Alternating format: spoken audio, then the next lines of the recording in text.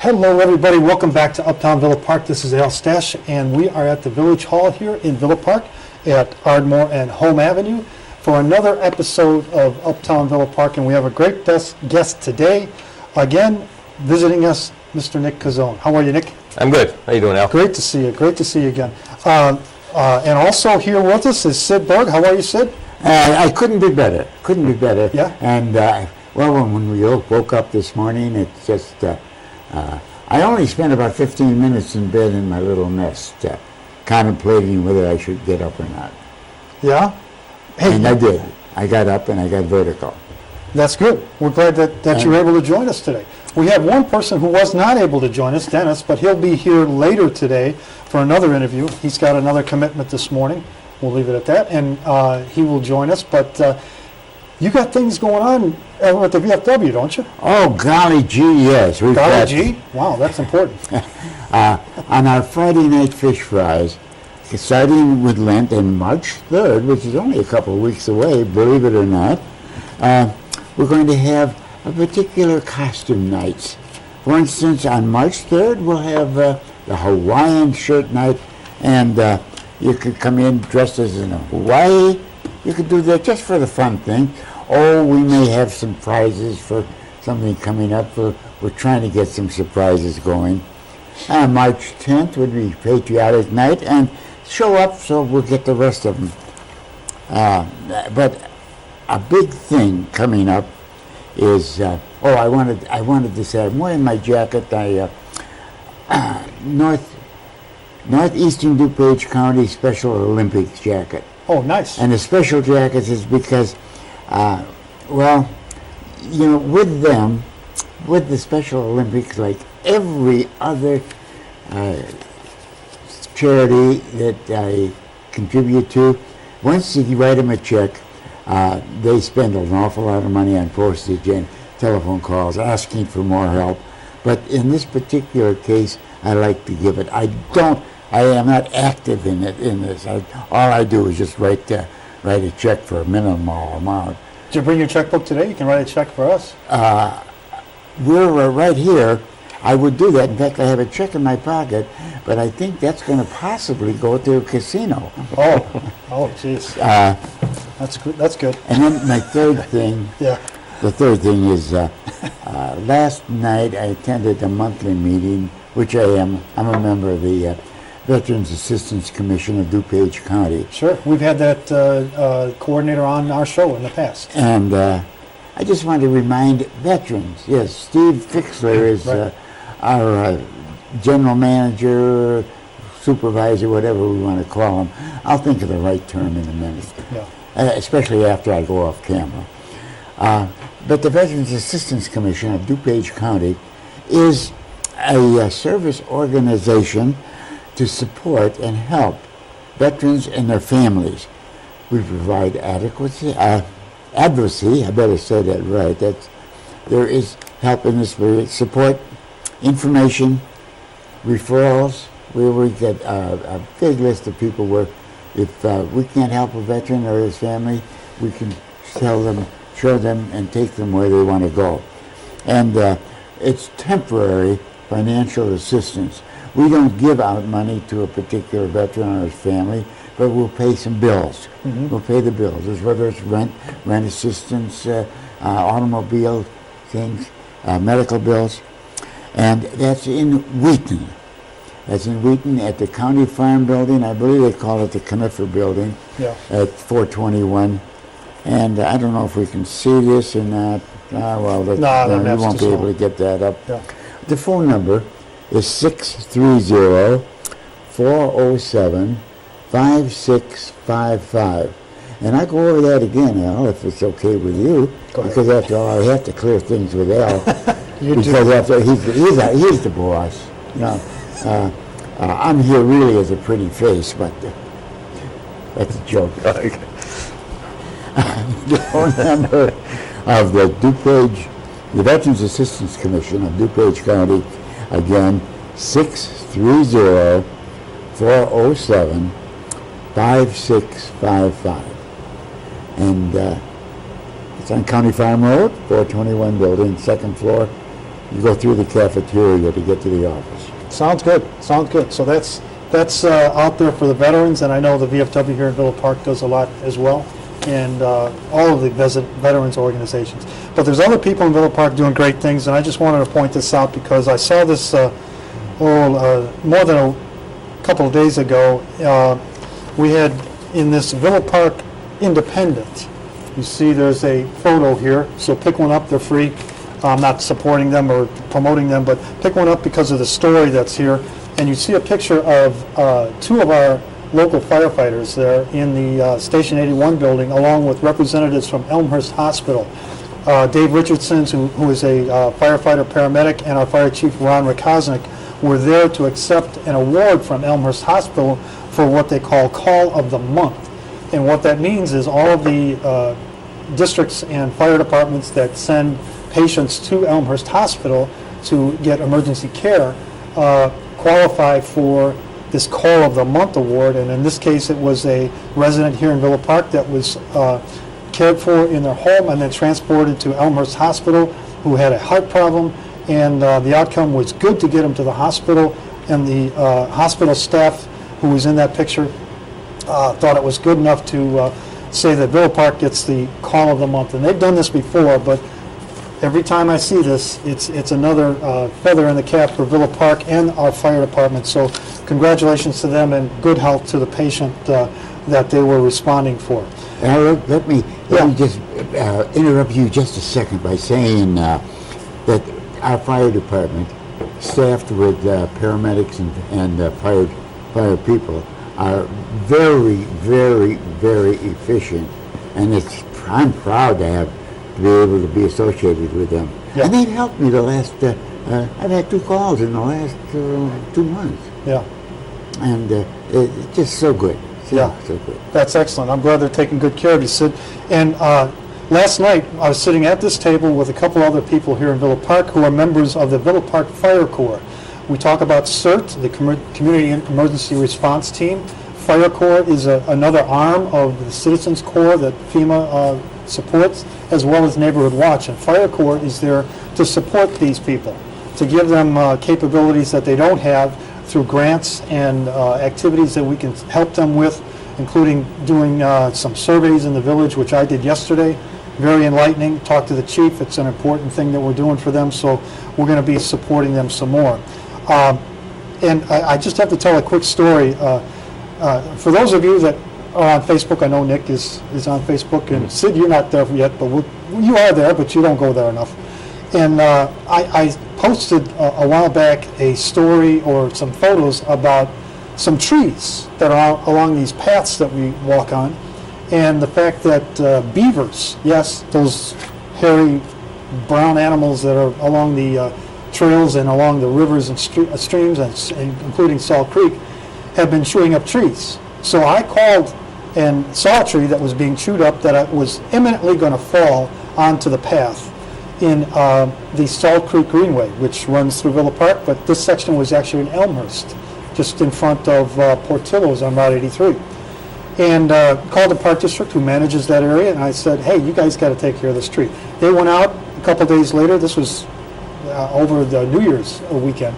Went out a couple days later and saw the tree, marked it, got their people out there, they cut it down. So everybody was kind of laughing, saying, Al's watching beavers in the park. He's going a little wacko. Well, let me tell you what happened. This time I'm walking on the Great Western Trail in Lombard, right at Westmore. The Great Western Trail pretty much parallels St. Charles Road, just a little bit south of St. Charles Road. And I'm walking on the trail, and it's very windy, and in the trail is a canopy of trees. So it's very windy, and I just get walking towards Villa Park from Westmore, just get across Westmore, and I see or hear behind me a tree cracking. And turn around, and as I turn around, I see the tree come down on the spot that I was walking 30 seconds before. 30 seconds before. And it didn't fall down completely, but all of the branches came down, hit the ground, and it bounced back up because it was wedged by other trees that it was next to before it fell. And I took a deep breath, and I looked back, and I go, I was just there. I was just there. And I was watching the trees because it was so windy that day. So I called the parks, or the 911, because that's what you should do, because the tree is now imminently going to fall even further. And it was a big, big branch. It was like this big around and branches all over. So they said, well, we'll get our public works out there. And it was Sunday, so they, not going to come out Sunday. So they sent a police officer out there, and we put police tape around it. And sure enough, as we're putting police tape around this branch that's hanging just feet above the trail, a person on a bike, tooling up, sees the squad car and me and the police officer, and he comes right underneath the tree that's hanging there, stops right underneath it, takes out his earplugs that all the runners and bikers have all the time, and says, "How you doing?" And he said, "You're under a tree. It's going to fall." Oh, okay. So, that's why I pay attention to these things, because I don't always pay attention. People run and don't pay attention. So I'm very happy that that tree didn't hit me, and I'm going to keep watching for beavers or fallen trees or whatever else to make everybody safe. Long story, but I thought that was important to tell everybody. But the reason why we're here is not to talk about trees or even veterans, although that's a very important topic, Sid. We're here because we want to talk with Nick Cuzzone about an upcoming election, right? That's right. And first of all, tell everybody your background, who you are, where'd you grow up, where'd you come from, what do you do for a living? No problem. Actually, I was born in Chicago. We moved out to Elmhurst when I was about 3 years old. Yeah. Grew up in Elmhurst. Went to Fenwick High School in Oak Park. And then I got married in 1984. We moved to Villa Park in 1985. Excellent. And I figured I would stay in Villa Park for a couple of years and then move back into Elmhurst. And we've been here for 32 years now. Excellent. I love it here, and kids have grown up here. Both kids graduated from Willowbrook, and they're doing good, and so love the town.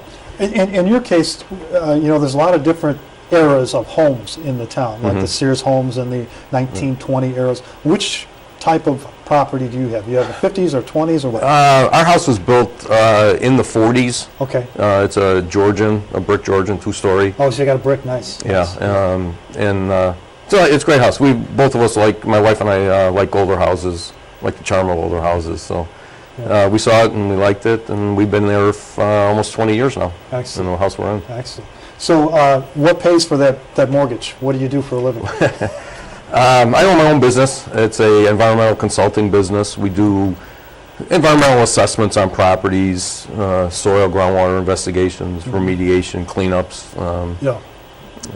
Mostly commercial properties is what we deal with. We deal with a lot of commercial developers that either buy and sell properties or take distressed properties and remediate them and bring them back into good use. Yeah, there's been a lot of talk, and we don't get into national politics because it would take the entire day to talk about those things.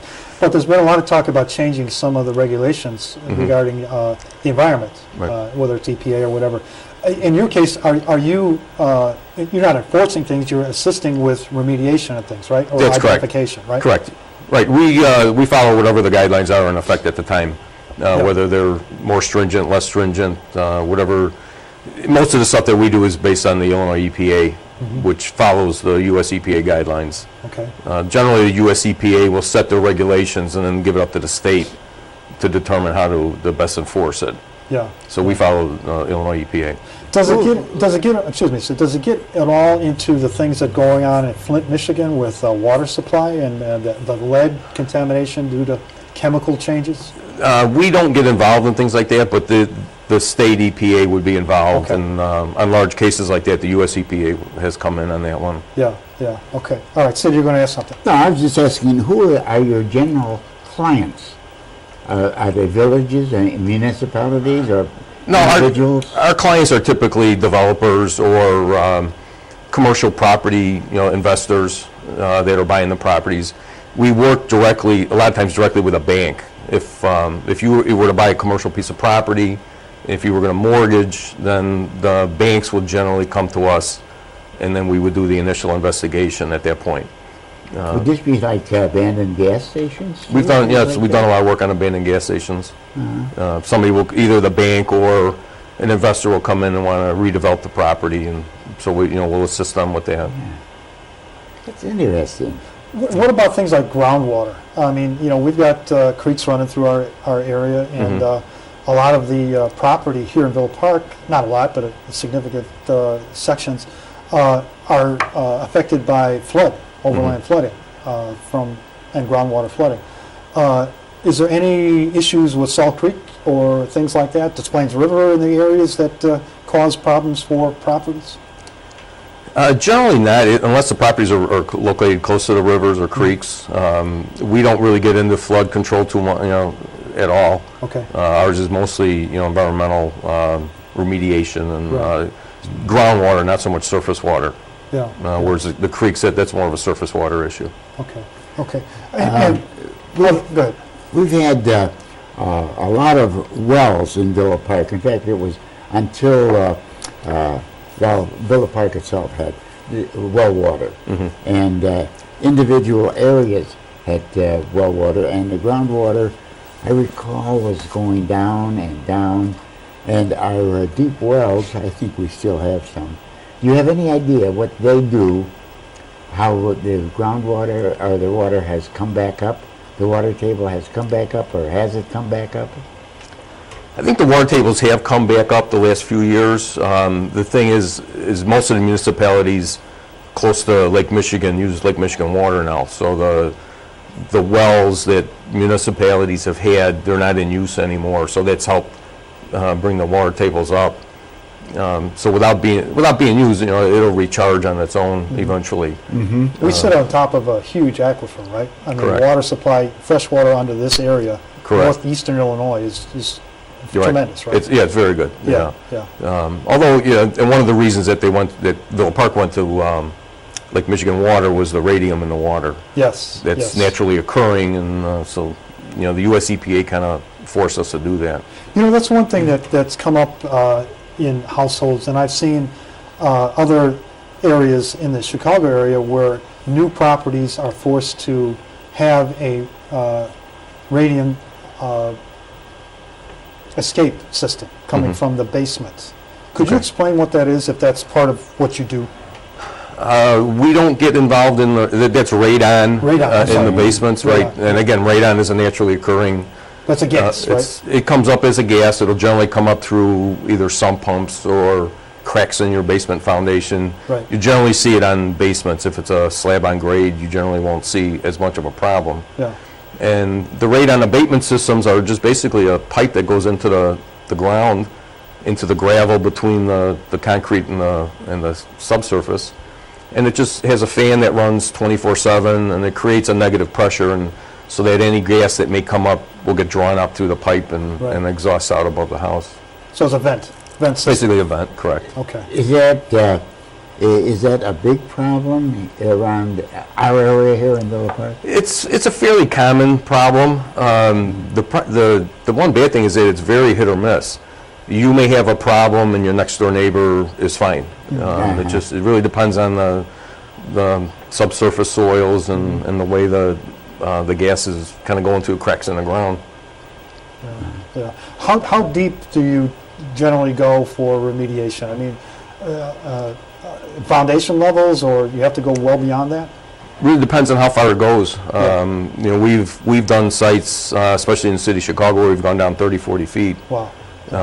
But most of the way the regulations are now, a lot of the contamination can remain in the soil as long as you can prove that to the EPA that there's no potential harm to human health or the environment, either by covering it, capping it with a barrier, or I've heard about that, capping it off so it's not going to go any further, right? right, correct. Yeah, and then that way no one's exposed to it. You can't breathe it or you can't ingest it. Yeah. You'll get it on your hands, and people put their hands in their mouth, and that's a real common way of getting contamination in your system. Yeah. What are the biggest chemicals that we find on the ground? Gasoline, diesel, are those the things? Petroleum, yeah, that's one of the major chemicals that we'll see in the ground. Also chlorinated solvents. Okay. Where does that come from? You get those from dry cleaners. Okay. Okay. A lot of the dry cleaners used to use what's called perchloroethylene. And once it gets in the ground, it's real bad because it's heavier than water, so it tends to sink. Okay. Whereas petroleum's lighter than water, so it's a little easier to remediate because it stays up on top of the water table. whereas chlorinated solvents could go deep, and you could go 50, 60 feet down in the groundwater. Okay. How about like manufacturers down the line or upstream that dump into a creek like Salt Creek? Is that an issue as well? Yeah, the dumping you don't see as much. The last 40 years, the regulations have pretty, not that it's completely gone, but they really helped to alleviate that problem. But you still get it where maybe a company will spill, or they'll have a ruptured pipe that'll leak thousands of gallons of chemicals that get into the ground. Yeah. So you still have those occurrences. Yeah. Plus historical. The Chicago area has been manufacturing for over 100 years, and right. So there's a lot of industry that's been in this area. A place like, and I know you were here for a while Ovaltine was here, but a place like Ovaltine, that's now a wonderful apartment neighborhood, right. 300 and some apartments there. That was manufacturing for several decades, but it was food manufacturing. Different chemicals go into food. Is there any issues in a facility like, I know you probably didn't deal with that, but is there any issues in a facility like that? There are. A lot of people think, well, okay, they manufactured a food product, so it would be fine, but a lot of times factories like that maybe had an underground storage tank to fuel the boilers, and maybe the tanks leaked and you got petroleum in the ground, or their maintenance, they had to maintain the machines that manufactured the food, and they had maybe petroleum products or solvents to clean the machines, and whenever they did maintenance on them. So yeah, even though it's a food industry, there still could be potential environmental issues. Yeah. The other big thing that happens here in Villa Park is we've got quite a few railroad tracks coming through, and God knows what's on some of those railroad cars, right? Yeah. And a leak is that's a hazmat issue, and that gets dealt with. But there's fuel that could be spilling into the railway. There's product that could be spilling into the railway. Do you ever deal with railroad track systems or right-of-ways there? We have, particularly on, not so much the main lines, but on spur lines that go into factories. Oh, okay. Yeah. And we found that really there's not that much contamination from the rails themselves. Okay. The rails, they're treated with creosote. The old rails which is it's a pretty nasty product, but it tends to kind of remain just right in the ballast of the ties. And once you get rid of that, it usually, we haven't seen too much of a problem deep into the soil. Well, I'm helped on that because as a kid, walking along the railroad tracks and picking up pieces of coal. Okay. Yeah. Right at the house. Sure. But I think the point that you made in our case, Villa Park as well as the surrounding area all gets water from Lake Michigan, which is an issue because we got to pay the city of Chicago and DuPage County and everybody else instead of using our own wells. But we still maintain wells here in Villa Park. In fact, that came up recently in terms of a pump system that had to be replaced. That was one of the things, I think, while you were on the board that got brought up on Plymouth, right? Okay. I don't think I was here for that one, but yeah. Maybe before that. It was about a pump that got stuck when they tried to pick it up to examine it, and different things that happened. But so we do still have wells that we maintain as a backup. As a backup, right. The wells, are strictly as backup, which obviously they have to maintain them and make sure they're in working order. Yeah. Although Villa Park does have an ordinance that says you cannot use the groundwater. Ah, okay, I didn't know that. So you cannot, any existing wells, if you've had one in place, you can still use it, but if once the well goes bad, you cannot replace it. They won't let you drill another one. So they're anti-grandfathered. Correct. Right. Yeah. Okay. So, but yeah, so there are still a few wells, private wells in the village, especially in the unincorporated areas. But well, we've got some pump in my neighborhood. In fact, when we got you said some water, pumps. Do you have some or some pumps? I didn't hear what you said. Oh, we have some wells. Okay. Well, my particular well, when we got lake water, I had my well filled up because it had to be inspected every year, and it cost you $55 or $75, something like that. And you need that for casino money. You don't want to be spending that money. Yeah, that's absolutely right, Al. But there are some people that kept it that would want to use that to water their lawns, and we don't have to worry, or they don't have to worry about what day is it, even day or odd day or anything. With it's not village water. Yeah. For anybody that's not experienced well water, you don't want to drink it. You don't want to bathe in it. You just need to water stuff with it if you ever have it, and that's it. So I'm glad to have Lake Michigan water. And in fact, the Great Western Trail is where that pipe goes through. There's a huge, huge pipe that was put in after that was changed from the railroad track for Ovaltine to our water system. All right, so we got you now living in Villa Park and growing a family, having kids and a wife and kids, and you got a job, and then all of a sudden you got involved with village business. How did that happen? Came about fairly easily, actually. I was real active with Willowbrook, with high school when my kids were going there. I was real involved with the athletic boosters, and both my kids were active in sports. And which sports did they play? my son was a baseball player and a basketball player, and my daughter was cheerleading. Okay. And which actually she's still coaching the JV. Nice. Self-coached them. She went back and coached with them, huh? Yeah. That's nice. Yeah. So. Great. And then once my kids left, I had free time, a lot of free time, and my neighbor was on the board, and he's always been after me to join the board. And so once my kids were gone and John Davis's position came up, I decided to run for it. Yeah, John Davis was the former trustee who moved out of the area. Correct. In the middle of his term, so you were actually appointed, right? No, I had a run. You Yeah, run, 2 okay. years ago. So that seat was left vacant for a time period, and Correct. then you ran and were elected by the residents. That's correct. Okay. Now, That's correct. we Yeah. better stop for just a second and say that Nick is on our Villa Park Village Board. Okay. Okay. All right. Right. Yeah, that was 2 years ago, and so I ran for the board and was elected, and so far so good. I've enjoyed it and learned a lot, and hopefully done well for 2 years. I'm not going to say this happens every time, but often people who run for a public office have a issue that they want to address and feel that if they are elected, they'll be able to address that issue. Was there anything like that in your case? There wasn't one particular issue. So you had a bag of them. Yeah, right. Yeah. No, I thought, from just being around the village and seeing what was going on, there was a lot of things that were going on that I thought I could help out. A lot of good things happening in the town. There was a lot of talk of development, especially like the garden station. And I felt, with my experience, dealing with developers and the environmental issues, that I could help the town, could help the village. What has been your worst experience? My worst experience? Oh, God. Never mind. I don't really think I've had a bad experience. I mean, there's always, irate residents that call and want things done or email, but that's part of the job. And I think I've enjoyed all 2 years I've been on the board. What's the best experience then? If you can pick one out.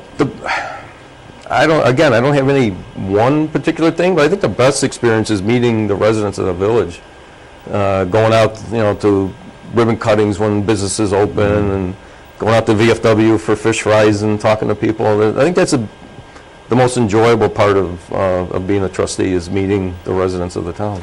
But other than, how you felt about your job, what about you've been a trustee for how long? 2 years. 2 years. In those 2 years, things have happened. Correct. And you've been involved with them. So what would you point to and say, as a board, we did this as a good thing? What are those things? As a board, we thought we had the garden station going. We had approved the plan on that. Unfortunately, the developer was not able to keep it going, but there is a new developer that's coming on board that we hope will get going. Right. I think that's one of the big goals of the board is to get that garden station developed and get a downtown district and get that area developed. Let me just explain for our audience what we're talking about here, Garden Station. Tell us about the property and where it's located. Okay, yeah, Garden Station is by the train station off of Ardmore, between the railroad tracks and Plymouth. It's about a 4-acre site there. It's got a couple of strip malls and some apartment buildings. And the development was going to be commercial on the first floor and then residential. It was originally designed as condominiums back around 2008. Right. And then when the market kind of dropped out in 2008, that was put on hold, and the condo market in the western suburbs right now is not really that good. So the develop went from a condo to rental apartments, similar to Ovaltine. And it would encompass pretty much that whole area. Yeah, and about, they kind of compared the quality in terms of rental rates, et cetera, to Ovaltine, right? Correct, that's correct. There was going to be, kind of a high-end rental. And to get to, millennials and business people that they ride the train and really come into Villa Park and would be able to live there and, hopefully shop in that area and bring in, their families and start another generation of people in Villa Park. Right. And somebody that worked in the Loop could actually walk to work. That's correct, right. Yeah. To the train station. Right, yeah, they wouldn't have to park their car or anything. They just, And there's a whole lifestyle. I remember going to meetings when I was working for the phone company in sales, and I'd show up at a location at the First National Plaza down in Chicago's off Clark Street, and we're up on the 34th floor, and a woman comes in that's part of the meeting, and she had come in from New Jersey, and she said, I have not been outside my entire trip. She had an attached garage, and from that point on, she never had anything but a roof above her head, including subway systems in the city, et cetera, to get to because First National Plaza had a station underground. So, and I thought that was really cool. From New Jersey to downtown Chicago, never outside. there you go. Well, I don't think that people coming to Villa Park, or when that apartment system, the condo system gets working, I don't think we'll have an underground passageway to the station. But of course, you never know. You don't need it because they're right there. Yeah. They're in the parking lot. Yeah. Walk across the parking lot, and there you are. Yeah. There you go. Well, you mentioned also that there's been several ribbon cutting ceremonies, and big and small businesses have come into Villa Park, which is great, including coming from other neighboring communities, because this is a better opportunity for them. So you highlight that as one of the things that's important in this town, right? Business development. Definitely. Economic development in the town it's really crucial for lowering taxes, for one thing, and being able to fund a lot of the capital projects that we want to do, particularly like stormwater and storm sewer separation projects. It's expensive, costs a lot of money, and the more businesses we can get in, the more tax revenue, sales tax, and business taxes that we can get, the less of the load that's got to be on the residents, and property taxes and the fees and water fees and things like that. Yeah. And there's been a couple of small businesses that I've seen you at, because I go and take pictures and you come to the ribbon cutting ceremonies, and those are just important too. Like you talked about building a downtown area. We've had businesses come into those vacant properties and try to take them, but also businesses that want to come into town that don't match up right. They're just not syncing with what the big plan is, or the plans for our village. In fact, we had one business come to the board meeting, last board meeting, that wanted to open a new business and just didn't meet the zoning requirements, right? And that's important to keep that intact, don't you think? Oh, it definitely is. There is a master plan that was developed a few years ago that, a lot of village input and resident input went into it. And so the planning and zoning and the economic development people, they really want to keep that plan in place. And there are some businesses that the residents really don't want in the town, and it's up to the board, really to understand what is wanted and what's not wanted, and try to keep those plans going. Yeah, well, we had an application here that went on for several months for medicinal marijuana that wanted to come to a location here in Villa Park, and that was not progressed, did not go forward. But we got a lot of new businesses and some that have now become more and more public along the North Avenue corridor. The strip mall that has been going on in North Park Mall, that's been a great addition, right? It's been a great addition. There's a lot of new businesses in there, and real popular ones, the submarine shop, Wendy's is going in, there's a Subway, Firehouse Subs is open up there. Right. We've got a pet supply that's going to be going in there. The new building, right. The new building, right. With other tenants possible, yeah. Correct, right. So that North Avenue corridor is really developed really well into a nice business district. And the car wash on Stone and North Avenue? Correct, right. Stone and Addison, yeah. Right, they just tore that down about a month ago, and they're building that back up. So hopefully that'll be Back to operational. your day job, is a car wash a remediation issue? Generally not, especially it's open water? Yeah, it's open water. They generally will have recycling because the cost of water is expensive. So they'll filter the water, I didn't know. recycle it as I didn't much think as of they that. can. Yeah. Yeah, sure. And then they'll generally have what they call triple trap oil water separators that separate out a lot of the particulates and the oil that's on cars and before it goes out to the sewer system, so that the sanitary district doesn't have to worry about treating a lot of that. Dennis, who's not here, would like that because he's a trustee of our sanitary That's district. right. Yeah. Okay, and even more recently, and it hasn't come to the board yet, is there's a large vacant property on North Avenue that an Elmhurst business is just starting to plan to come to. That's correct. Which will be a great addition for that open space. Yes, definitely. It was a property that the village bought probably about 10 years ago. Yeah. And I think they just had trailer sales out of there for a while, Right. and then it's been vacant for a while. And now the business is coming in. They're going through planning and zoning right now, and they're going to put up a nice business there, like you say, coming from Elmhurst. Yeah. Taxes aren't as high here as they are in Elmhurst, and Yeah. it's a really good, right now, a good time for businesses to relocate here. And a lot of people think, well, this town is over 100 years old, kind of landlocked. That's it. Whatever's here is here. But we've got spaces that are pretty significant. And we're talking North Avenue, the kind of frontage that they'll have. The island in the middle is kind of a troubling thing for a lot of businesses to get in people from both directions. But like you said, that's like 4.5 acres of space, and potentially there's even a house next to it that could Correct, be added right. That's to correct. it. Residents in that mix there. But then across the street, there's other properties. The not inland. You know what I'm talking Yeah, about. the Ingersoll. Ingersoll. Correct. Yeah, there's a new business that's looking at that. That's going to be coming in there shortly. Yeah. I believe they're going through planning and zoning right now also. Right. So that's great. And so that's something that you focus on, right? Yes. Yeah. I really feel that's real significant for the village. Once the economic development goes and you get commercial businesses in, and especially like the Villa Avenue district, we're trying to make that kind of a restaurant bar area and get people to, instead of going to Elmhurst or Lombard to eat or have a couple of drinks, keep it in Villa Park. Yeah. For those that have not been down Villa Avenue, there's a new business being built right at Kenilworth and Villa called Moore Brewing Company.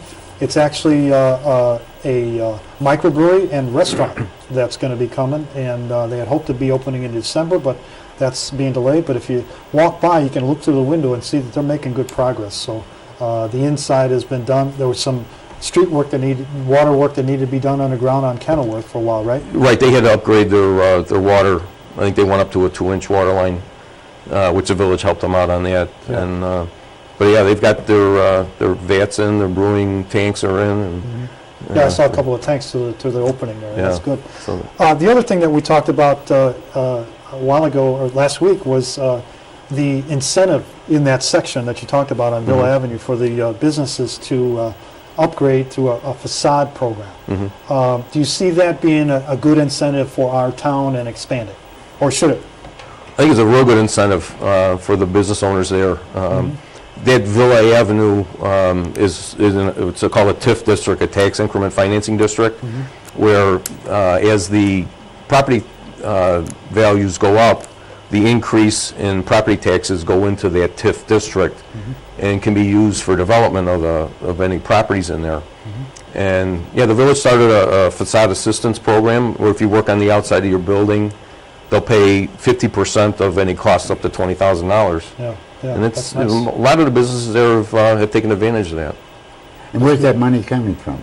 It's coming from the TIF district itself. From the TIF district? Correct. Yeah, it's Well, not the village. Ovaltine tip, right? The Ovaltine and Kenilworth, they're what they call snuggle tips. They're right next to each other, so the money can be used in either one. Not that I would mind, but I'm not paying for that. Correct. Right. As what it is when the TIF is developed, is first started, all of the property values are given their assessed evaluation. As that evaluation goes up, any increase in the valuation, that tax, the difference in the sale and the property tax, instead of going directly to the village, goes into the TIF to fund the improvements in that area. Yeah.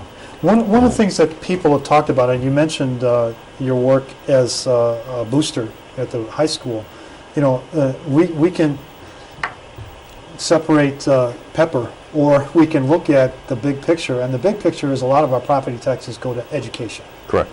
So when we form a TIF district, we have to include the development has to have an assessment of the impact on the school systems. Right? That's correct. So properties that are businesses, no big challenge, but when you do a development like what is planned for the metro area, it has potential to affect the school district, right? That's correct, yeah. So what do you think about that? Is that something that we need to address right up front, or let it fly? I think it was addressed when the initial development agreement was done with the developer. I think it'll be refined as the project goes along.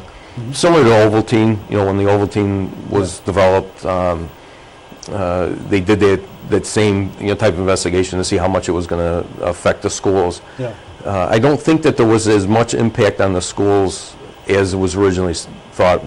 There's no bus stop for kids at Ovaltine. Right. Right. Yeah. I remember sometime back when we were putting in the apartment buildings on North Ardmore, and how some people were homeowners there, and of course in the village, were impacted by the school systems. And a developer came back that had his figures said that there were maybe 3 kids in a house going into the school system. In his apartments, there'd be 1.5, or even less. So that seems to be the fact that a family. How did he come up with that? No, a family that starts out in an apartment, or could end up in it, but starts out. They feel that they need more room, and they want room for the kids to play, so they'll go into houses. So that makes it so much easier on us as homeowners that we're not getting. We're getting more taxes out of that than we're. If you believe that premise, which is debatable. Right. The numbers can lie. I believe it. Oh, you believe it. Okay, good. The other thing is not just business development, but also the community at large. And road work has been an issue, flooding and sewer separation and stuff like that. A lot of people point to that as our biggest challenge going forward. Is that true in your mind? Yeah, I think so. I think that it's if it's not the issue, it's a major issue. It was great the road referendum was passed a couple of years ago, $23 million. A lot of the roads are getting fixed. They were in pretty bad shape for a long time. Unfortunately, now the underground has to be addressed, and there's been estimates that for all the sewer separation and water main replacements, we're looking at maybe $18-20 million. Yeah. Obviously, we don't have that money. So I think the staff has done a good job of identifying the major areas that need to be done first, and then try to get that done, and as time goes on, to try to finance the rest of them, the rest of the projects. And the problem itself, we're not alone in this problem.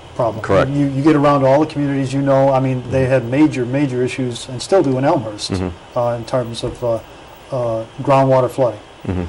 But a lot of people have to deal with the sewer separation issues, because when a house backs up, flooding backs up because of storms, they get a mix of rainwater and groundwater and sewer water into their basement. Right. So it's another level of a problem. Do you think we need to focus on sewer separation, or think of it as a larger problem because we have to go underground and we might as well do it all together? Yes, the sewer separation, I think, is a major issue that is being addressed. It has been addressed in the past few years. I believe, according to Vitas, the Public Works Director, we have about 80% separated. Okay. in the village right now. Yeah. So the last 20% is critical. They're trying to address. I believe this year, Michigan Avenue between the Prairie Path and Madison is going to be South Michigan, yeah. right. That was a major project that's been in the works for a long time. I think the bid has been let already, so that's the project's going to be starting out pretty soon. Good. So that'll help that Michigan Avenue area. Sure. But there are still some other areas that have to be addressed, and we just have to develop the funding for it. And one of the things, and you talked about getting calls from residents, and I'm sure it's calls about streets and other things, but one of the things people think is, well, let's go after this street because it's my street. Do you think we're progressing along with the $22 million roadwork project in the right way by grouping these together and saying we're going to keep all the equipment in one area versus, hopping around the village? Yes, I think the staff did a good job of identifying the roads that needed to be done right away. Mm-hmm. And the first couple of years of the project, they've concentrated mostly on the streets that did not need a lot of underground work. Okay. I know Park Avenue was done. That was a major reconstruction because there was a lot of $1 million project. Right. But the rest of the roads right now, the projects that were planned are mostly surface work. There's not a lot of subsurface. The next 2 years, or the last 2 years of the project, are going to be the major ones that right now we're trying to develop funding for the underground utility work. Okay, so there's more planning that has to be done. Sid, you got anything? No, Al is up for re-election. I mean, I don't think Al would like that. Al is up for election as well, I won't go into that. But no, you're up for re-election. That's correct. And in just talking to you and knowing a little bit about, you throw a lot of seemingly common sense on the board. That is, you can seem to grasp things and dig deeper. Am I right in assessing you that way? I'd like to think you are. You're a very intelligent man. Why do you want to do that? Now, having been there, I understand some of the bad parts and the stuff that you get calls, and especially at dinner time, and people come up and say, "Why didn't you do this or that and help me or do?" And you get not a lot, but you get some stuff that's just plain old phony. Right. And but you have to deal with it. And but so you're going to deal with that now for 4 years. Sure. But actually, that common sense, that was one of the things my neighbor had mentioned when he talked to me and tried to convince me to run, is that the board needs common sense people on there. And I think right now we've got a really good board with a lot of people that do have common sense. We look at the big picture, don't focus on the small things, focus on the entire town. When something comes up, is it good for the town or is it not good for the town? And if it's not good, can we make it good? So we try to look at things common sense wise, and it's a good feeling to be able to do something for the town you live in and be able to say, you know what, yeah, we did this as a team. Yeah, I like to say that we're not going to make that much of a big difference in the vote. We can make that much of a difference in improving our lifestyle. Right. Top priority for you, what's going to happen when you're reelected, if you're reelected? What are you going to make sure it gets done? When he's reelected. There you go, when I'm reelected. When I'm reelected, definitely we want to move forward with Garden Station. I think that's a big thing. The sewer separation, stormwater issues, I'd like to really start getting involved in the stormwater, which is outside of the sewer separation projects. We're trying right now to deal with District 88 and District 45 to enlarge the stormwater retention that we have. Because of the property that they have, the space to do that? Okay. Right, and so, with the village manager and, Public Works have been in discussions with them on projects like that. Unfortunately, like anything else, it takes money. And, staff's done a good job of trying to get grants and from either federal government, state government, and even DuPage County. Yeah. And so it's progressing, but I think we need to really look at that. I think that's going to be a major issue in the next couple of years. We've been lucky the last couple of years we haven't had too many big storms, but with climate change, those storms seem to be getting bigger and more fierce. Yeah. One of the things that I know residents do, and because I hear from them myself, but also I see board meetings. You present a problem and they come up with these ideas that are drafted based upon that much knowledge of the problem. But one of the things that when you mentioned the school districts and the properties that they got a lot of open, like Willowbrook High School is an island in the middle of a huge space. But they do have a creek running through the brook that they are named after that does emanate into Sid's neighborhood and does some flooding in those areas. But there's also, you mentioned DuPage County, there's also on High Ridge a forest preserve. And nobody knows about it. Right. It's a little wooded area across from the Islamic Foundation that is open space. Not open space, it's not used as a forest preserve that I know of. I mean, you can't drive in there and have a picnic, right? Right. Is that at all in the picture? I don't believe so. See, I know this much, so I'm asking. That is Forest Preserve. DuPage County owns that. Yeah. But I don't think that has been looked at. Okay. Problem with that area too is I think that's on a higher elevation than the rest of. So you don't want to pump the water up. Right. That area, I believe, the Forest Preserve has agreement to all the houses on the south side of High Ridge Road. This is my thoughts, and I can't say it's absolute, but that they had first right of refusal to buy when any of those properties go up for sale. Yeah. And they have a couple of properties there that were purchased with the idea that they would be somehow incorporated into flood control on the upper Sugar Creek. Yeah. There's another issue that we've talked about with other guests, and that is the Salt Creek Bridge on St. Charles Road. Yes. And it's kind of a stick in everybody's side because we're on the edge of having to pay for a bridge because of some agreements that we have with our neighboring Elmhurst community. Correct. Any update on that? Any ideas what's going on there? Because it's getting worse. The bridge is getting worse. The construction is, I think they're in phase 2 right now. Okay. So the bridge will eventually get replaced. The agreement that was made between Elmhurst and Villa Park, which dates back, I believe, to the 1970s, made Villa Park responsible for the bridge, even though it's in Elmhurst. Yeah. I have no idea why that was done. I lived in Elmhurst at the time, so it was great for Elmhurst, but now that I'm in Villa Park, it's not such a good deal. Right.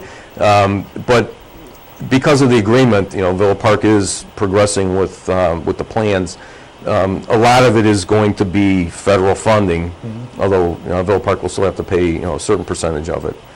I don't think there's much that we can do right now, but I think once the bridge is reconstructed, we will look at changing that arrangement with Elmhurst. I don't know how it will be done, but I think it'll be a long process to do that. But we just send our army to the border. There you go. There you go. Sid's in charge of that. Get those VFW guys out there. Well, the other thing is,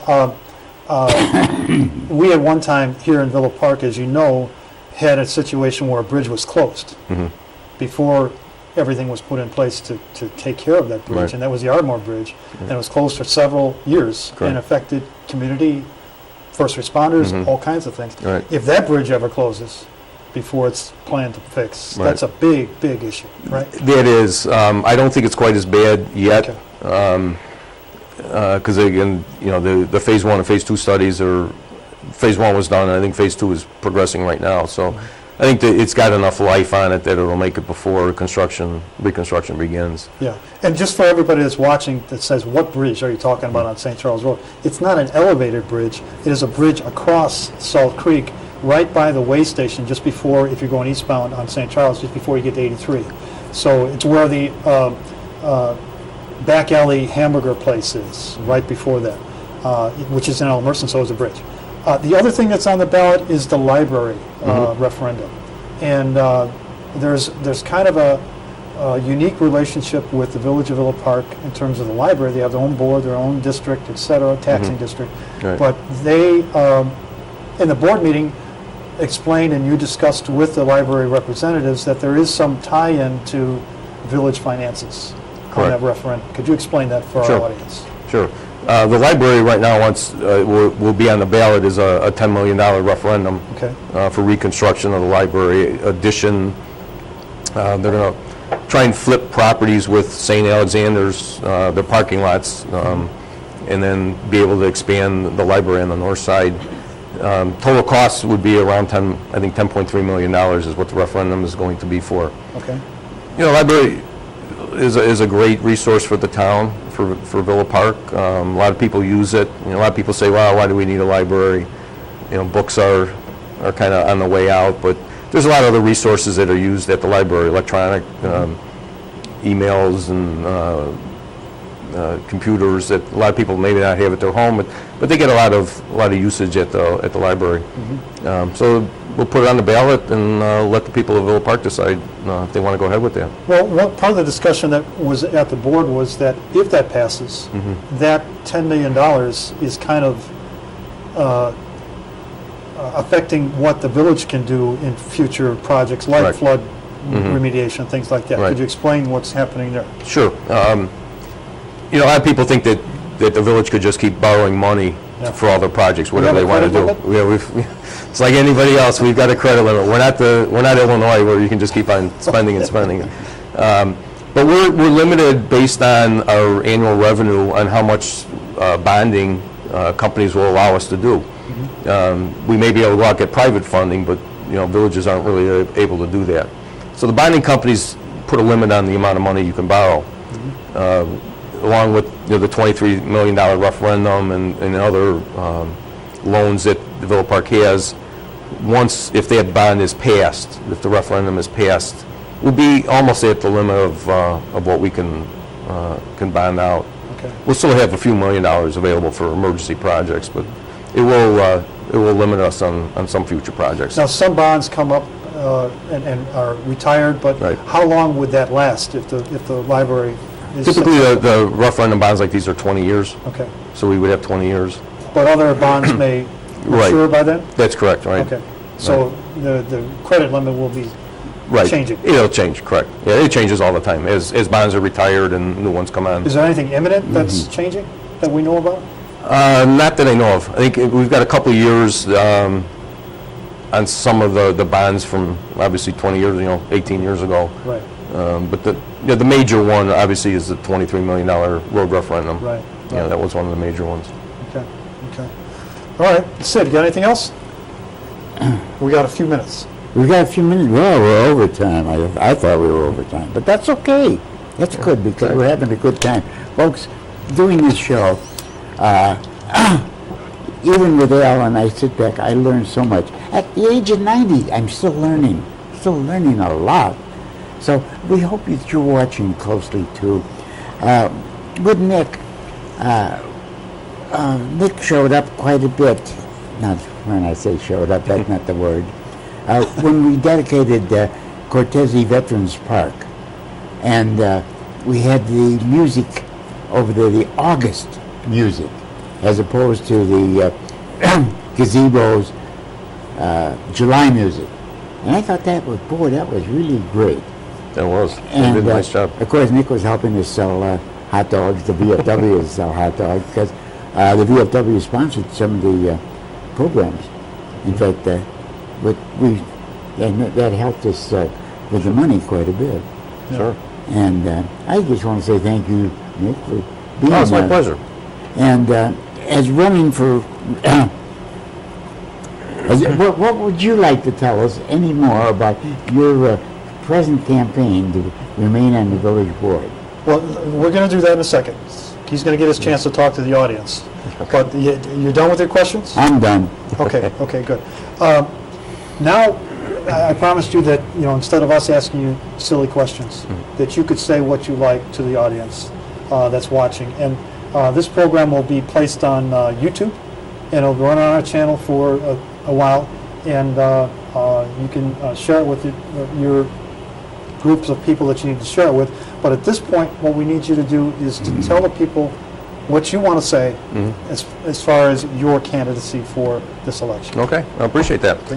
I'd just like to say I've enjoyed the last 2 years being your representative on the board. I think we've done a good job in the past 2 years.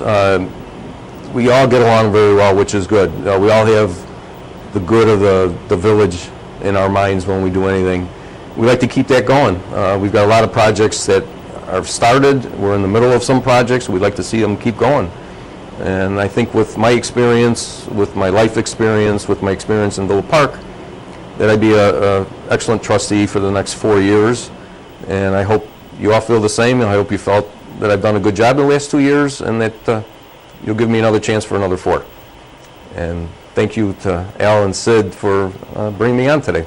Well, you know, we're going to have to give you a parking spot in our office parking pool, because I think this is the 3rd time you've been with us, right? Correct. Right. That's excellent. Yeah. That's excellent. I enjoy being here. What's to rename the show? Uptown Villa Park with Nick Cuzzone. There you go. I would appreciate that. No, it's been great having you here, and I do appreciate you coming and joining us again, so thank Great. you. Thank you. As Thank you, Al. always. Sid, thank you again. And, appreciate it. When you win or when you don't, whatever is going to happen, you're always, always, always welcome here as our guest. Great. Sid, 10 seconds. 10 Anything? seconds. Say goodbye. So long, everybody. It's been a pleasure. All right, and just a fair warning to the VFW, somewhere down the line, we're going to accumulate all of these commercial charges and fees that we have on our program and send you a bill. So keep the bank open. Please send the bill. I don't know what I'll do with it, but Yeah. I might use it to start the fireplace. Thanks a lot for watching. This is Al Stash with Sidberg and our guest Nick Cuzzone, candidate on the April ballot for Villa Park trustee, incumbent and running in the April ballot. So we've had him as our guest. We thank you for being our guest and watching our program, and we will see you next time.